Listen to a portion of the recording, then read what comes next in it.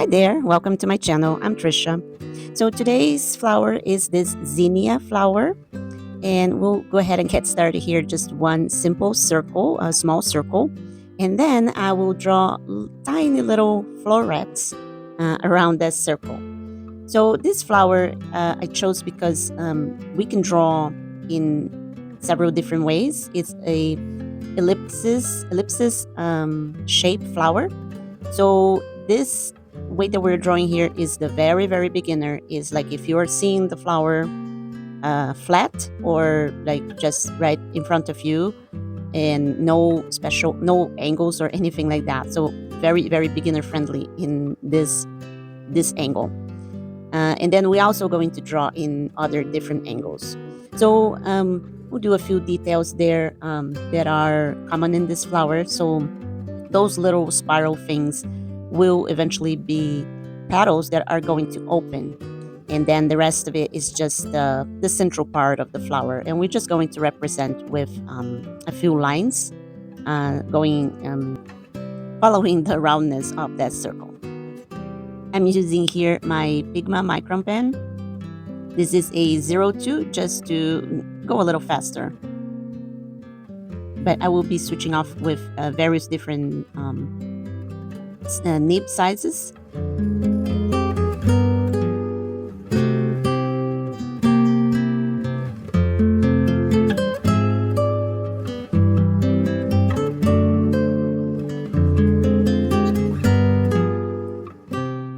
So now I'm just doing some stippling, and I chose to do it with a 08, which is a very thick one.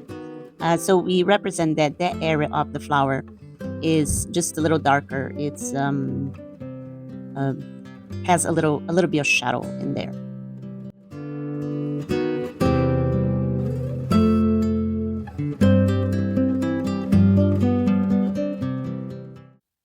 Okay, so now for the petals. It doesn't really matter much how you draw your petals.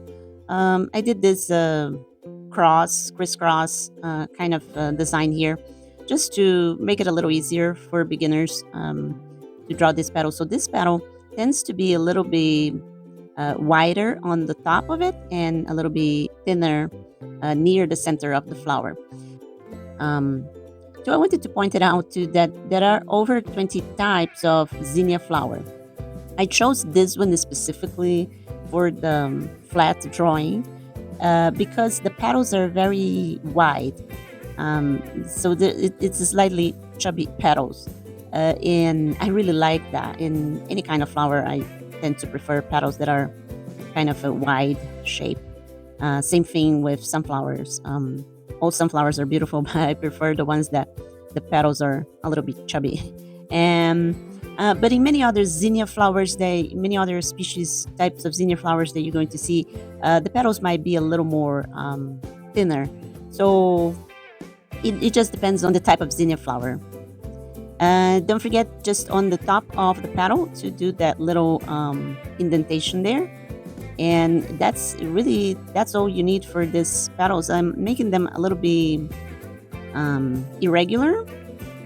Maybe perhaps some of them are a little bit too irregular, but I'm still happy with how this flower came out.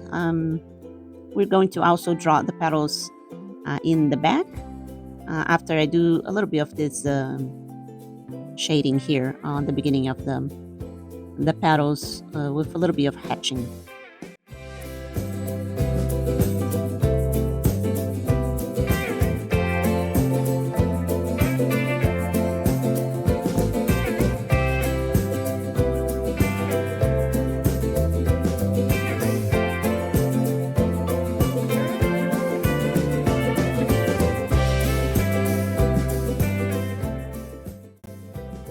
So now these are the petals that are under those petals in the front. As far as the pencil that you are going to use, you can choose any pencil you like, preferably one that erases very easily. So I'm using here a 3B pencil, which is very thick. And the only reason why I use this pencil in my videos is because so that way you can see. Because if I use a very thin and light pencil, the video doesn't come out good. You're not able to see my pencil marks on the paper. No matter how much light I put it on top of my camera, and everything fades out if the pencil is very light. So I'm using a 3B, but you can use whatever pencil you prefer to use because we're going to erase those lines anyway. Okay, so the petals that are in the bottom, I'm going to shade a lot more with the hatching technique. I'm using a 005 Pigma Micron pen here for this, but I could have used a different size, a bigger size, just maybe to go a little faster. It's really up to you. This process of shading is what will give character to your flower. You don't need to shade as much as I do. But I have to say, this is a very relaxing process, and I really like the results. So I tend to add a lot of shading in my drawings. Many other artists draw flowers with just a few lines and call it a day. And I mean, I can do that as well if I'm running out of time. But I'm really more satisfied with the results of my art when that is a significant amount of shading in it. It's just my style. So you can see here, after all the petals and the shading was added, some of those little florets almost disappeared. You're just not very visible there. Those tiny little florets in the center of the flower. If you're going to color this flower later on, then you'll be able to make them more visible. Maybe just like it was in the reference photo, the little florets are yellow and the petals are red, so they would be a little more visible there. I decided later on to just add a little bit of cross hatching in between those petals that are in the bottom, so it gives a different character to the flower, and I don't know, it just looks different. It just adds some dynamic to this drawing. And then, of course, add your leaves. This flower tends to have a lot of leaves, and they are pretty big. Well, not big, but a good size.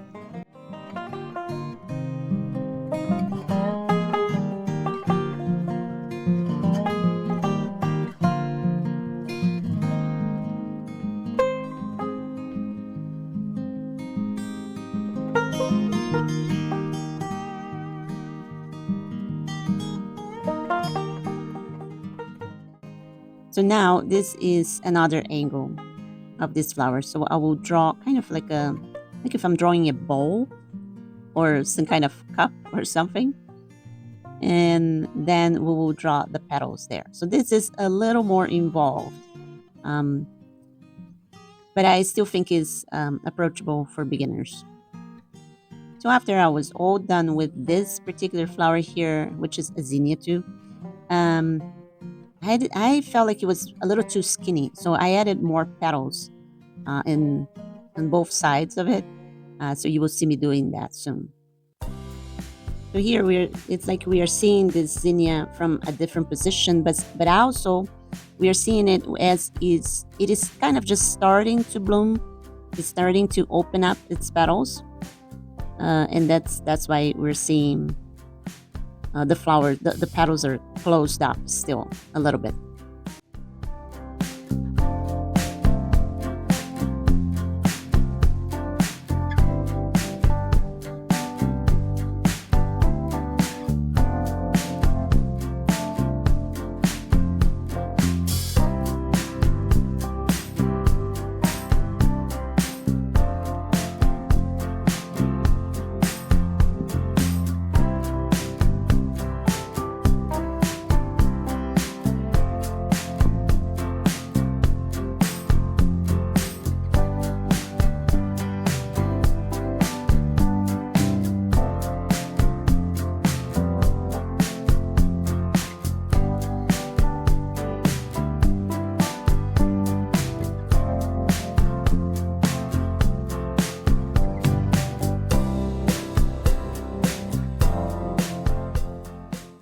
So you see there, I added I added a few extra petals on the sides, on both sides. So it's a little better now. It was a little bit too skinny before. And then add as much shading as you want. Add some few more details, and this one is done.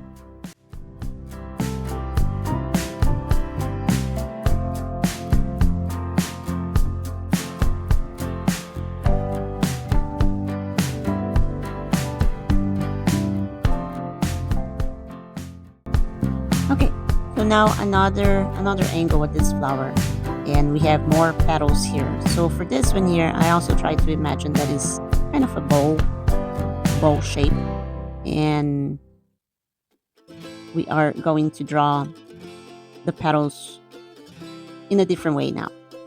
So I start by drawing just the very tip of the petals, and they are a little bit in a irregular position there. I don't try to draw things exactly 100% like how it's seen in the reference photo. The reference photo for me is just guidance, but I don't try to be hyper realistic or try to draw exactly like the reference photo.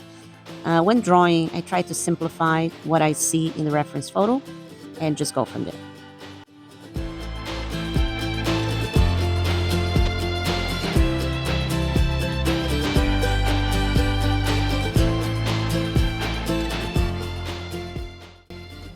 Okay, so now we'll draw the rest of the petals. I know this flower looks very raw still, but once we add more petals and start doing some of the shading, it's going to look much better. So this is a common thing that happens when people are starting to draw and starting to realize, well, this doesn't look good like this. And well, that's just because it is part of the process. We just have to trust the process and keep going. And our drawing will look much better once we have more details in it. So in this flower, we don't get to see, in this position, we don't get to see those florets that are in the center of the flower. We just see the petals. It's like if it's just starting to open up.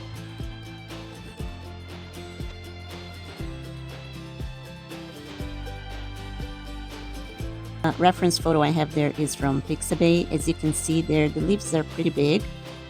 This is a very beautiful flower, and it comes in many different colors. So if you decide to color this, I think it's going to look beautiful if you add various different shades of pink or red, or I don't know, maybe yellow. There are many different colors for this flower.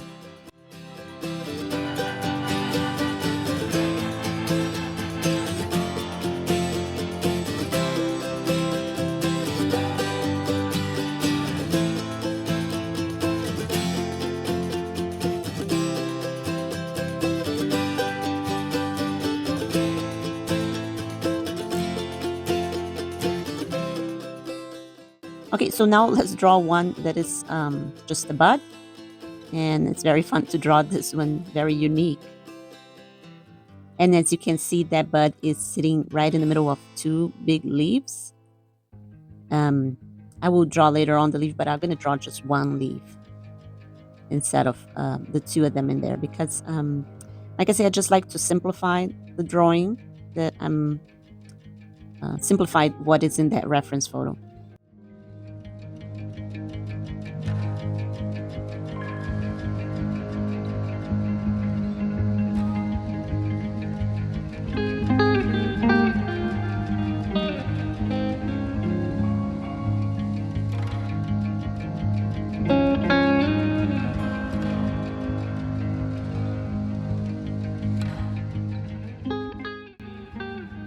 Okay, so here we have that bud a little more advanced, and I added all the leaves as well. I tried to do the shading of the leaves in this drawing a little bit different than my usual style. And I kind of like this style too. It's something new for me, so a little bit different. Just trying to do something different. And that's all we have here. We're just gonna write the name here, on the top of the drawing, and we are all done. I hope you are enjoying this series of drawing flowers, how to draw flowers.